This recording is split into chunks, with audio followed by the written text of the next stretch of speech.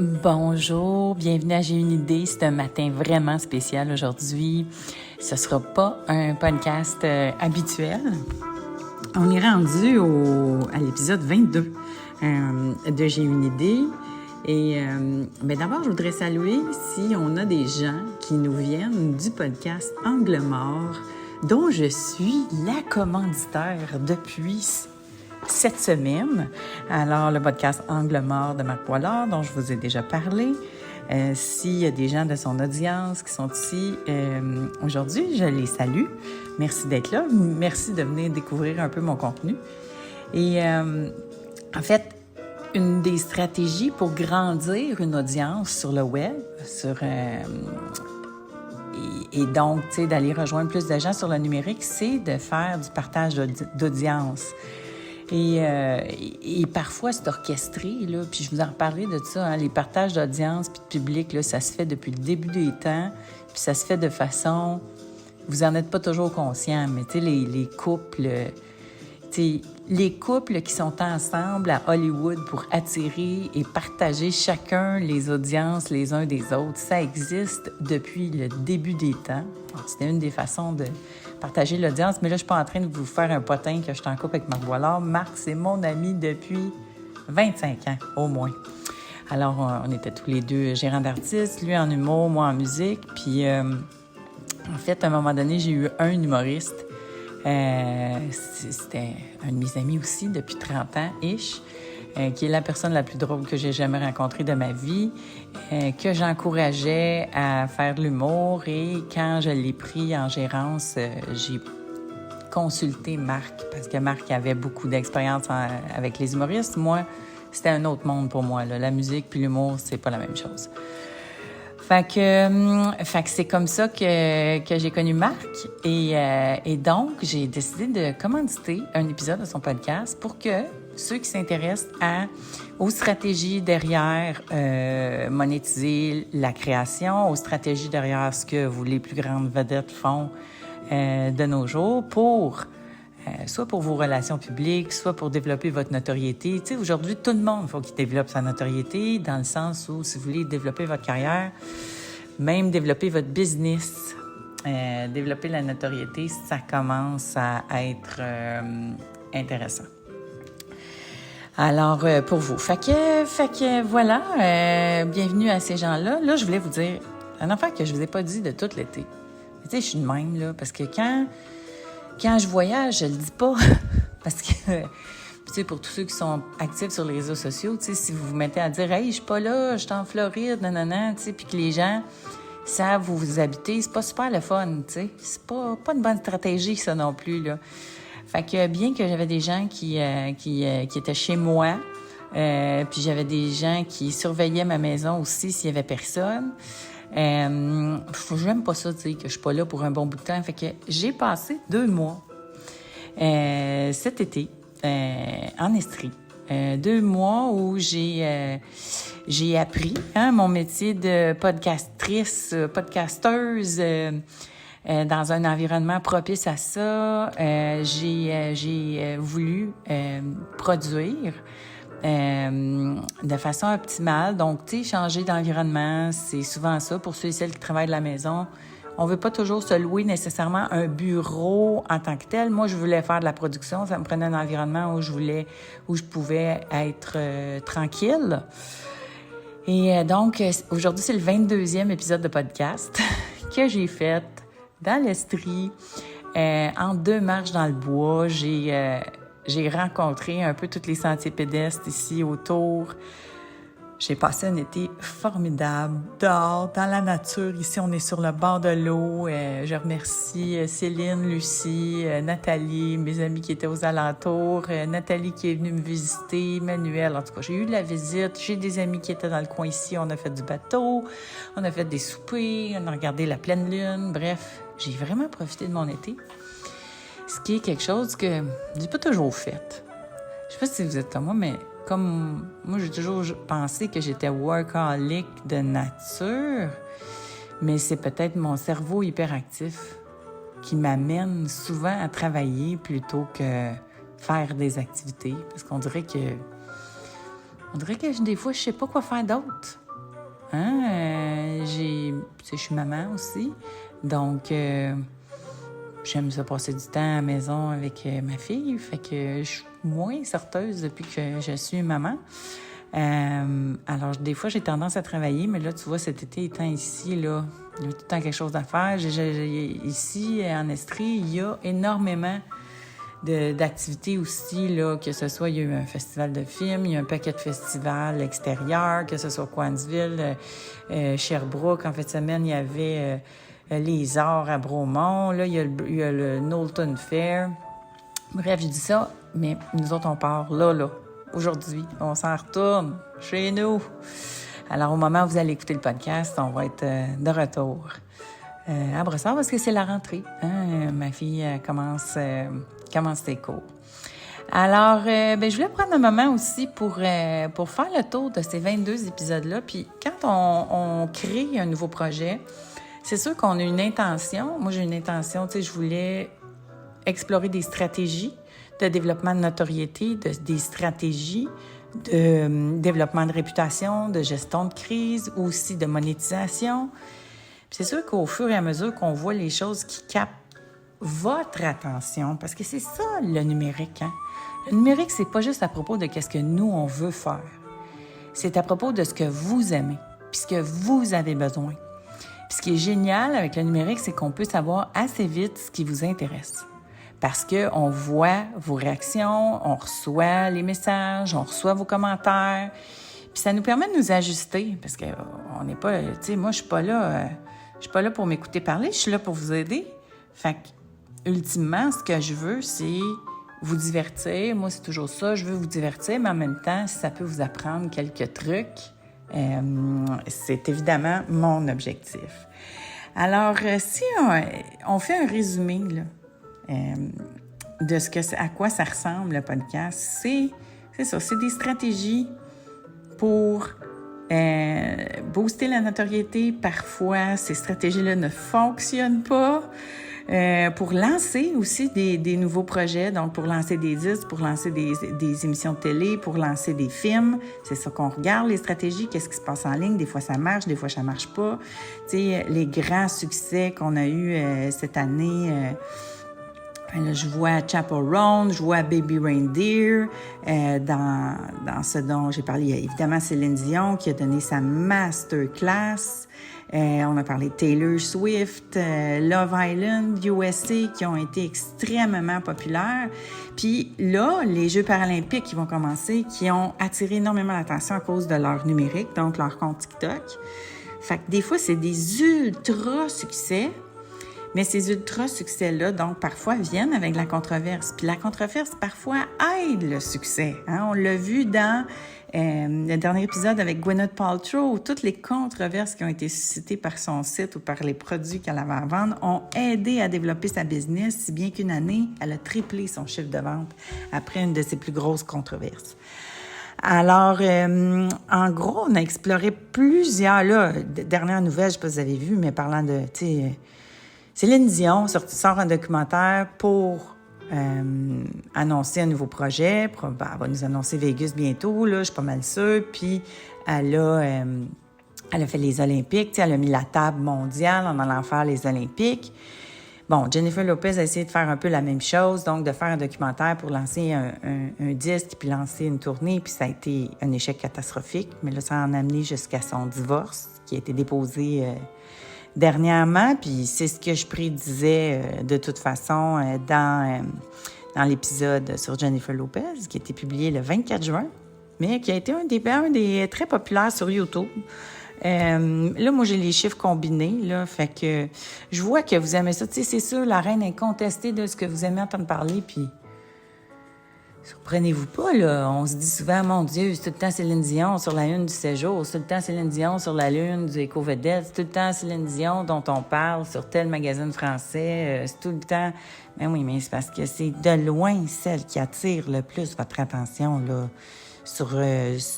en tout cas, sur YouTube, ça a été Céline, la reine incontestée. Les autres vedettes aussi, donc Jennifer Lopez, ça a attiré l'attention pas mal.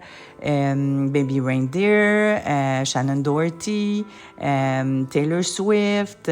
Donc, mais au Québec, je dirais que ce qui a été le plus populaire, c'est les épisodes qui ont parlé de télé-réalité.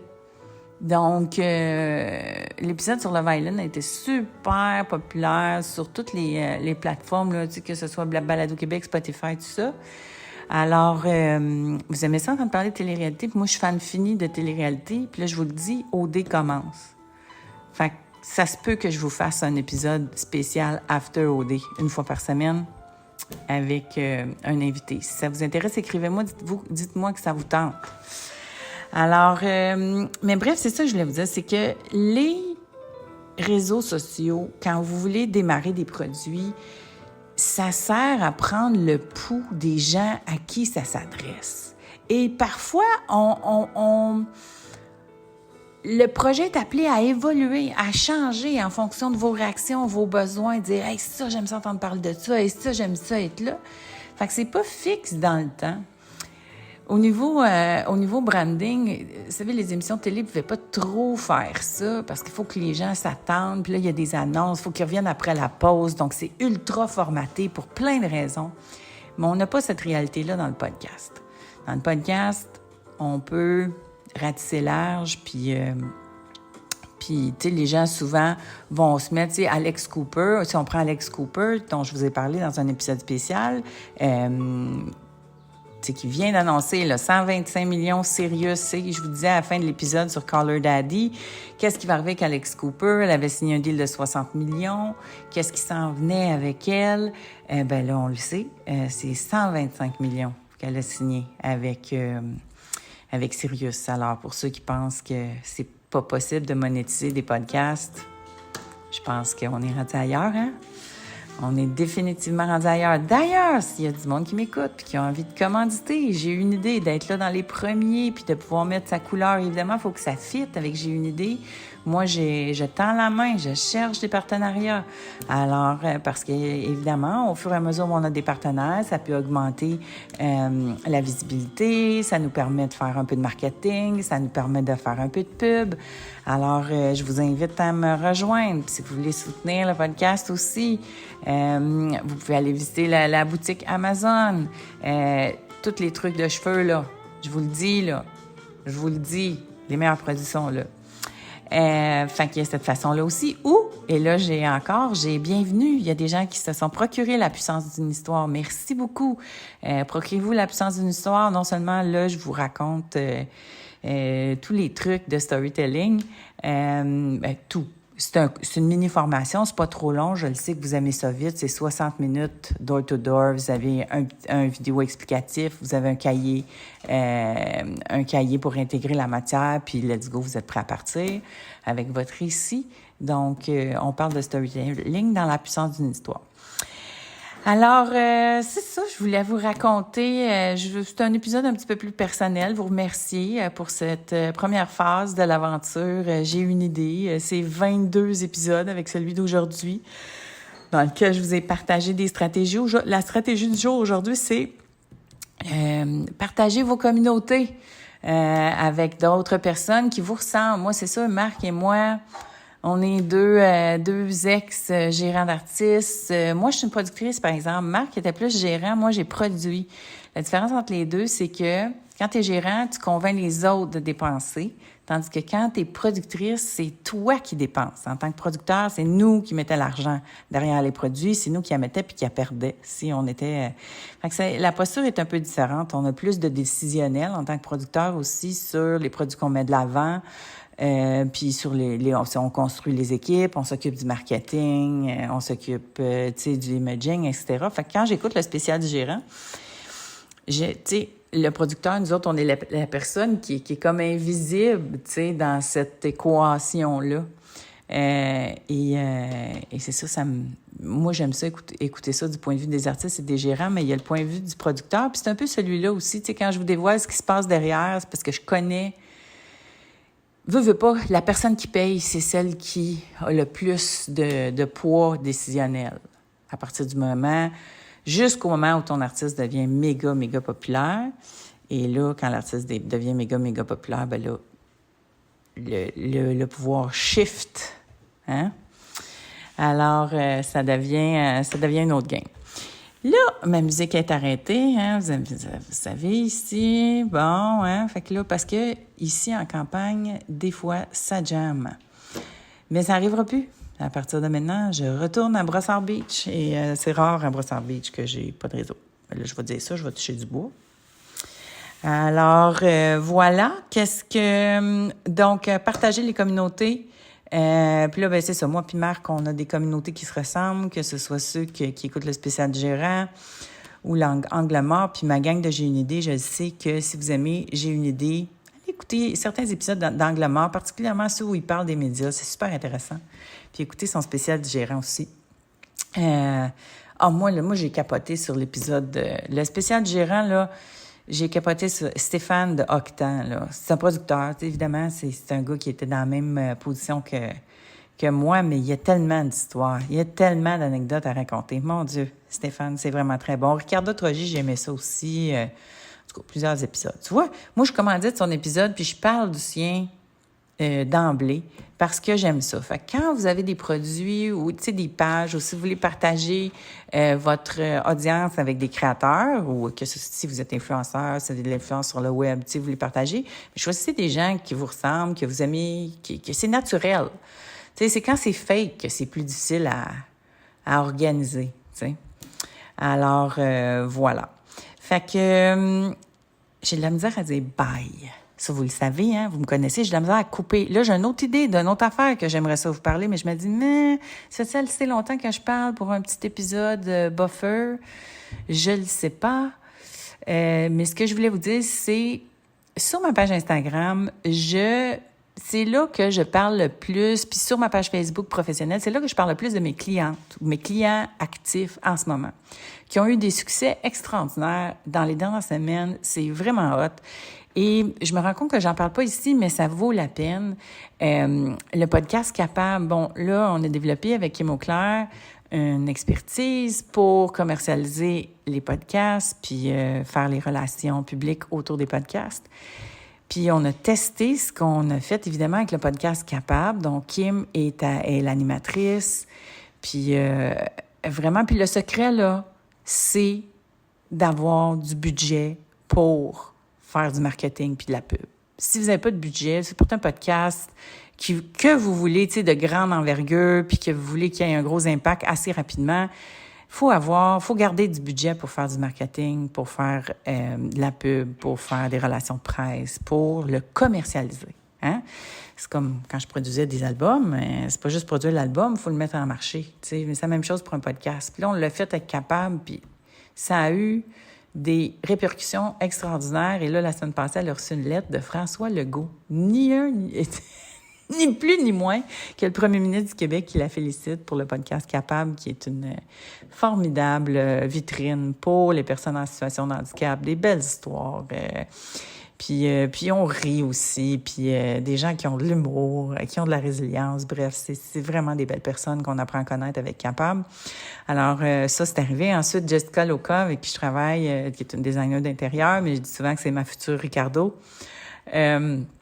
Jessica Loca, qui est nominée 2 fois pour les Grands Prix du design, encore cette année. Félicitations. Vraiment, c'est une femme d'affaires, propriétaire de son entreprise de design, mais qui est aussi une influence, qui est en train de construire son influence. Et donc, qui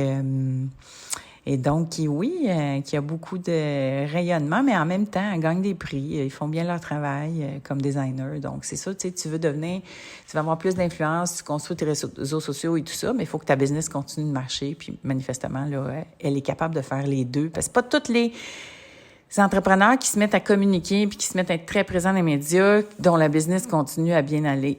J'ai quelques exemples en tête que je n'aimerais pas, mais il y en a, là, tu sais, à qui ça arrive.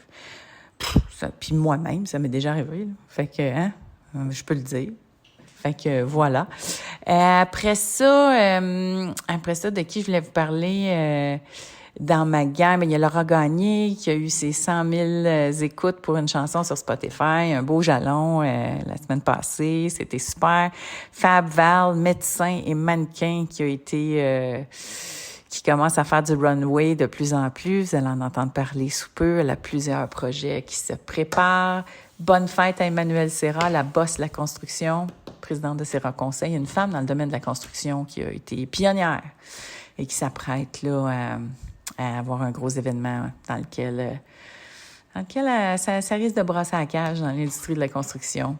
Bref, très fière de toutes ces femmes formidables et d'autres dont je vais vous parler aussi au fil du temps, là, si ça vous intéresse. Alors, voilà, finalement, je vous ai jasé ça. Ça a été un petit peu plus journal perso aujourd'hui. Je vais te finir par dire, bye, Janie, ça suffit, là, hein? OK? Fait que, je vous embrasse tout le monde. Merci pour ces moments formidables cet été, vos messages, nos connexions. Et on se retrouve de Brossard Beach pour la suite de J'ai une idée.